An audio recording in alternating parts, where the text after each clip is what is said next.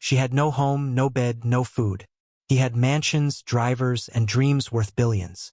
She walked on dusty paths barefoot. He rode in imported SUVs. Fate had no business bringing them together, but sometimes all it takes is one moment, one spark, to light a future. This is the quiet, powerful story of how a poor girl with nothing helped a rich man who thought he had it all, and how that one meeting changed everything. It was evening in Abuja. The road was calm, too calm. No honks, no street sellers, just wind moving gently over the asphalt. Joshua, a young billionaire in his 30s, sat in his luxury black SUV, ready to get home after a tense meeting in the city. He was exhausted. His mind bounced between deadlines, proposals, keys to expansion, until the engine coughed, then stopped entirely. He blinked. "Not now," he muttered. He tried the ignition again. Nothing. He checked the fuel gauge, almost full. He clicked the key. Still nothing. He groaned, stepped out, loosened his tie, and popped the bonnet. He didn't know much about cars, that's what his mechanic was for. But he checked anyway. He tapped at parts randomly, as if hoping the car would magically restart. Joshua wiped sweat from his brow. No cars had passed for 15 minutes. Darkness was slowly crawling across the sky. Then, from a distance, footsteps. Soft, dragging, uneven. He looked up and saw her. Thin, tired, holding a cloth bag over her shoulder. Every step she took was careful, like she'd walked too far on feet that didn't belong in slippers anymore. Her name was Stella. She saw the man next to the expensive vehicle. She paused. Something pulled her toward him, and she crossed the street. "Good evening, sir." Her voice was soft, warm, but confident. Joshua looked confused. "You need help." She smiled faintly. "Actually, do you need help?" He raised an eyebrow. "You? Are you a mechanic?" "No," she said, "but I know a bit about engines. I used to help someone before." Joshua crossed his arms. "And your name?" "Stella."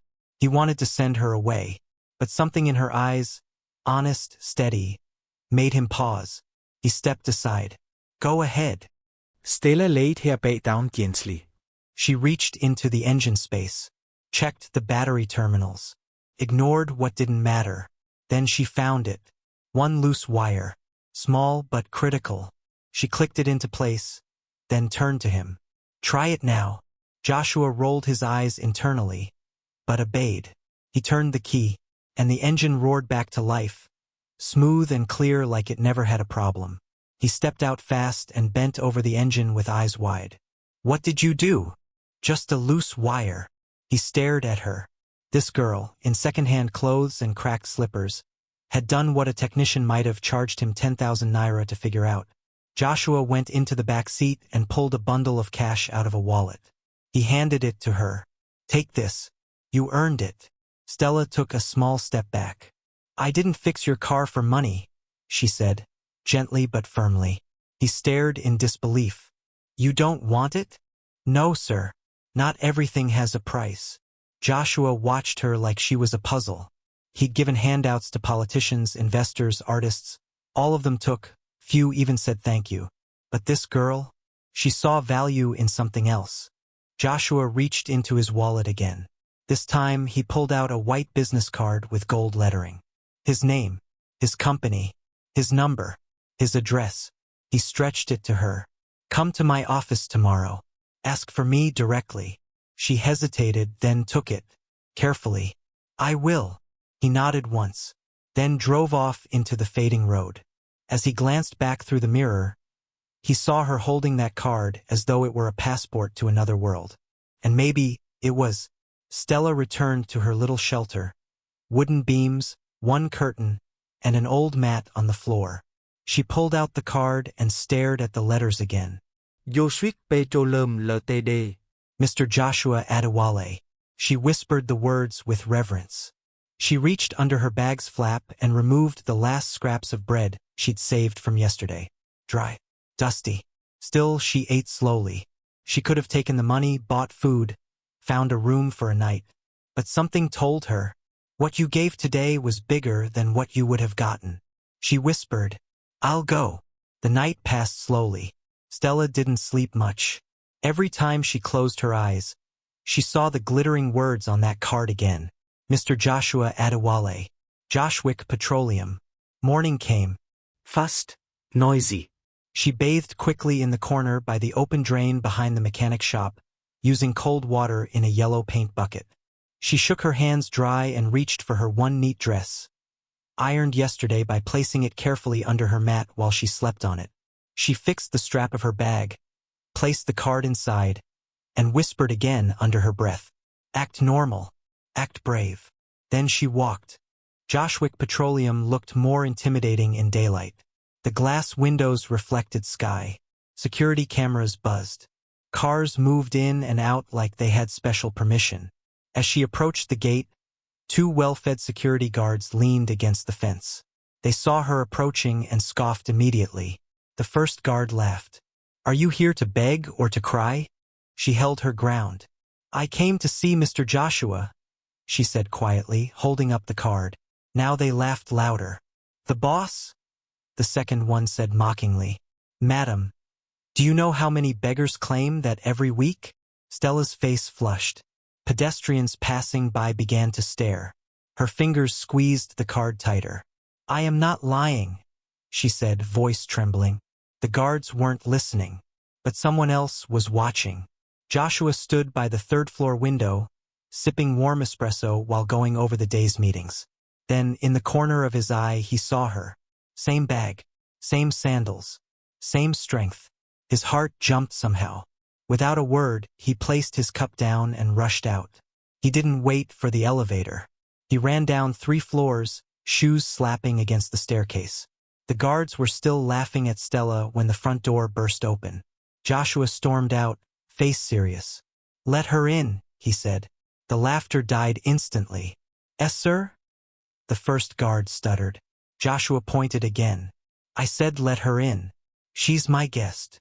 They jumped to their feet and pushed the small gate open. Stella stepped in, confused but relieved. Inside, the company felt like a palace. Glass corridor.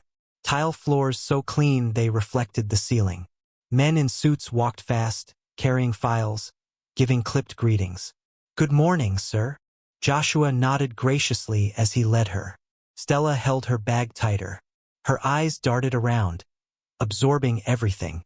The air smelled cool, clean, too expensive. She whispered, "Sir, maybe I don't belong here." Joshua stopped mid-walk.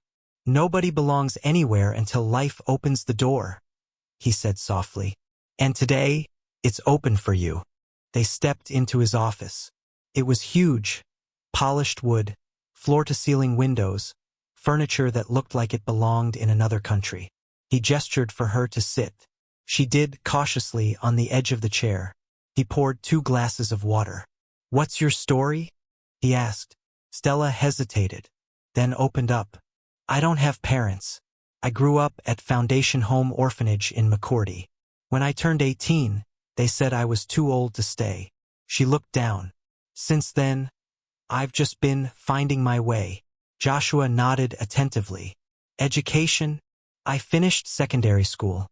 I wanted to go to Polytechnic, but I couldn't afford it. So I started washing cars. Later, I worked at a workshop, until it closed." Silence grew in the room. Joshua finally asked, "And you fixed my car with all that second-hand knowledge?" She smiled faintly. "Yes, sir. Just the basics." "But it worked," he said. Stella nodded. "It did." Joshua leaned back in his chair. "I'm going to be honest with you," he said. "I meet people every day. Professionals, executives, consultants. No one ever gives without asking for something. But you fixed my car." Then walked away. She stayed quiet. "And today," he continued, "I want to fix your future." She blinked. "I can't just give you charity. I don't believe in handouts. But I believe in chances." Hannah's eyes widened slightly. "I want you to work in our garage. We'll start you on cleaning and organizing tools. Simple but real. We'll pay you." Her mouth opened slowly. "I'll also get you a tutor, someone to help you prepare for university entrance exams." And you'll stay in the company's staff quarters. Safe. No more sleeping outside. Stella couldn't breathe. Was this real? Was she dreaming? Her voice cracked. Sir, why me? Joshua smiled gently. Because you didn't demand anything, but deserved everything. Her hands gripped the edges of the chair. She exhaled sharply, then whispered, Okay, yes, I accept. Joshua nodded once. Then tomorrow you begin. The next morning, the garage crew was surprised. A young woman? Here? She swept without complaining. She arranged tools with care. She studied engine manuals during her breaks.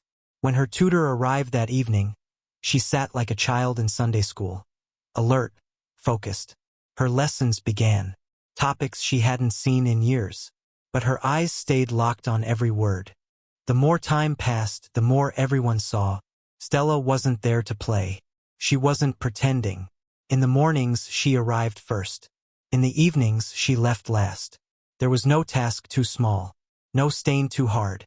No corner she wouldn't sweep. And when new equipment arrived, others waited for instructions. But Stella stepped forward, sorted it, organized it, labeled it. Managers began to notice. Mechanics started saying, Thank you. Even the head of maintenance nodded at her one afternoon and said quietly, You're good, girl, real good. She smiled. Not prideful, just grateful. And when her tutor came, she dived into lessons like her whole future depended on those pages. Because it did. One afternoon, Joshua stepped into the garage quietly. He didn't speak, just watched. Stella was changing a tire for one of the drivers. She worked fast, hands steady, movements sharp, confident, like she'd done it 100 times. By the time she wiped her hands on a rag, the tire was done. Before she turned around, Joshua spoke. You've been watching someone, he said. She jumped and turned, surprised. Sir, I... No, he smiled. That was impressive. She looked down, laughing nervously. I had a friend, a mechanic. I used to help him before life changed. Joshua nodded slowly. You surprise me every single time. Her smile held no makeup, but it lit the room brighter than chandelier lighting. From her desk upstairs, Victoria watched again. Joshua's personal assistant. Polished, elegant, professional, and lately silent. That same afternoon, she saw him walking through the garage for the third time that week. With coffee in hand, wearing a relaxed smile only Stella seemed to bring out of him. Victoria's jaw tightened slightly. Her fingers curled on the edge of her desk. She'd worked for Joshua for 2 years, returned his calls, took notes, remembered his preferences. And not once had he asked her to lunch. But this girl, this street girl in overalls, she was changing everything. Victoria wasn't just jealous anymore. She was planning. It started with side eyes. Then it became side comments. Cleaner with CEO connections. She day find shortcut. She go soon chop bell full. Some giggled as she passed. Others moved aside when she walked in. But Stella kept quiet, kept studying, kept earning her daily bread with sweat. Still, it hurt.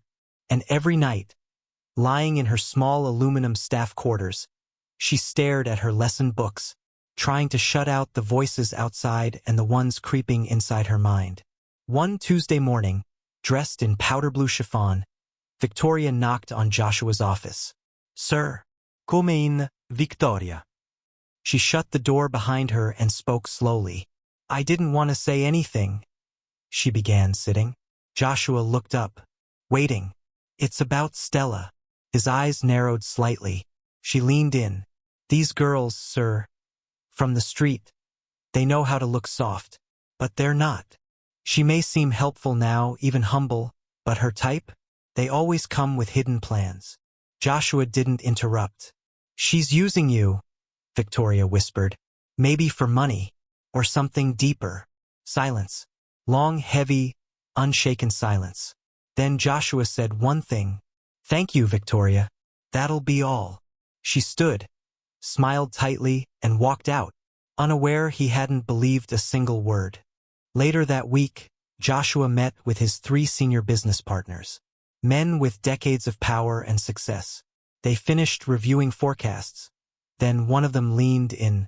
"Joshua," he said, "can we speak as elders now?" Joshua smiled. "Of course." One cleared his throat. "There's a girl. Cleaner. We've heard stories, whispers. You spend time with her." Joshua didn't answer. "We don't mean offense," said another.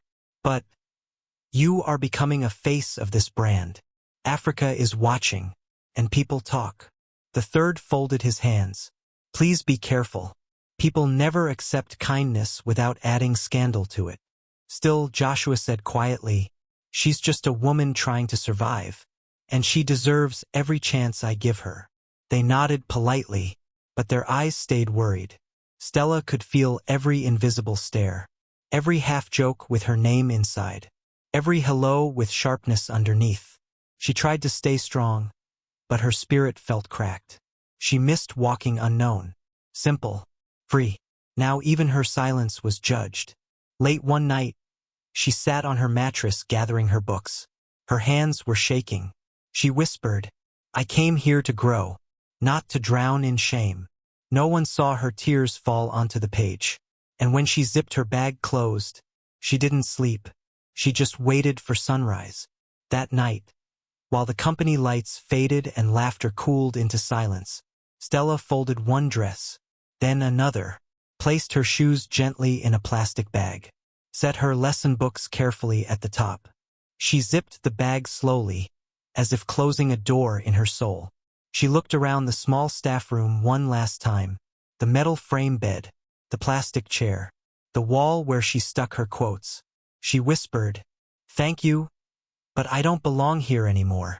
And with soft footsteps, before sunrise, Stella disappeared. At 8:15 a.m., Joshua entered the garage holding a paper cup of tea and 2 intake forms. He smiled, planning to ask Stella how her last maths test went. But she wasn't there. He walked to the back. Still no sign. He asked one worker, "Have you seen Stella today?" The man shrugged. "No, sir. Maybe she took a break." Joshua walked to the staff quarters. Her bed perfectly made. Her shelf? Empty. Her phone? Switched off. And something in Joshua's heart cracked. That evening, Joshua didn't go home. He told his driver to take a detour, back to the same street he met her. That lonely stretch near the divider. The road with no sidewalks. The baking noise of endless heat and honking. He waited in the SUV for almost 3 hours. She didn't come. He went again the next day. And the next. Nothing. Back at the office, Joshua asked everyone quietly. Cleaners, drivers, maintenance staff, reception. "Have you seen her?" "She left?" some asked.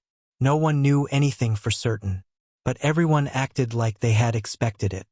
"She's a street girl," one man said. "They don't last long." But Joshua, he didn't believe that, because Stella was different. And now, the absence of her quiet presence. The missing "good morning, sir." The empty chair behind the generator shed followed him everywhere. Days turned into weeks. Joshua tried to return to normal meetings, presentations, board decisions. But the smile wasn't the same. The lunches were quiet. Even the rain felt colder. 3 full weeks passed, until one Tuesday morning, one of the company bus drivers knocked on his window. "Sir," the driver said quietly, "I didn't want to disturb you, but I saw her." Joshua looked up fast. "Who?" "The cleaner girl. The one who used to work here." Stella. Joshua's eyes widened. "When? Where?" "I was driving back from Oppo Road yesterday evening. There's a construction site there. She was working." Joshua's blood turned hot. "Are you sure?" "I'm sure, sir." I slowed down just to look again. It was her. Joshua got up, took his car keys, and said, "Take me there now." The site was busy. All dust, echoes, hammering steel and flying sand. Joshua stepped out of the car and scanned the chaos. Then he saw her. Long brown skirt, oversized t-shirt, hands dirty with cement, a concrete block perched on her head. She walked, Slowly, carefully, one step at a time. His heart ached. He stepped forward, eyes locked on her. And then he called softly, Stella. She stopped, turned around, saw him, and for a second, everything froze. She bent down, dropped the block slowly, and wiped her face with her sleeve, eyes wide. Joshua came closer. "How did you find me?" she asked in a quiet, cracking voice. He looked at her, hands shaking slightly. "You disappeared. I had to." She looked down. "I didn't want to bring shame again. People were talking, laughing. I thought I should leave before it got worse." Joshua reached for her hand. "Stella," he whispered, "you don't belong in cement and dust. You belong in my world." He didn't wait for a response. He pulled her into a hug right there, right in the middle of the construction zone. She trembled in his arms. Her clothes smelled like sweat and sand. He didn't care. The workers paused. Hammers slowed. Conversations stopped. One man whispered, "How does she know that man?" Another said, "Is that her boss?" But Joshua wasn't hearing them. The only sound he noticed was her breathing. They left the site and drove straight to a boutique. Joshua bought her new dresses, shoes, and even a decent bag. She barely said a word, just followed. Then they drove again, this time to a quiet gated bungalow apartment in the outskirts of town. His younger sister, Anita, came out smiling with keys in hand. "She'll stay here," Joshua said. Anita nodded and handed them over. Stella stepped in slowly. Warm curtains, a lavender rug, a fridge humming gently, windows letting light spill into every corner of the room.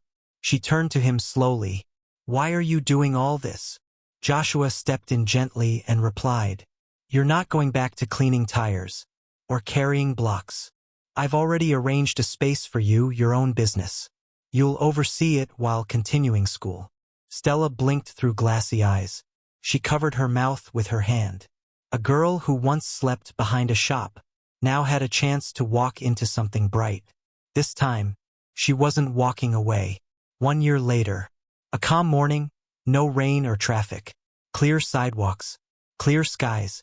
In front of a large university gate stood a young woman in jeans and a simple white blouse. Her face, brighter, her posture stronger, her eyes focused. On her chest was a student ID card. On her lips, a real smile, not a survival one.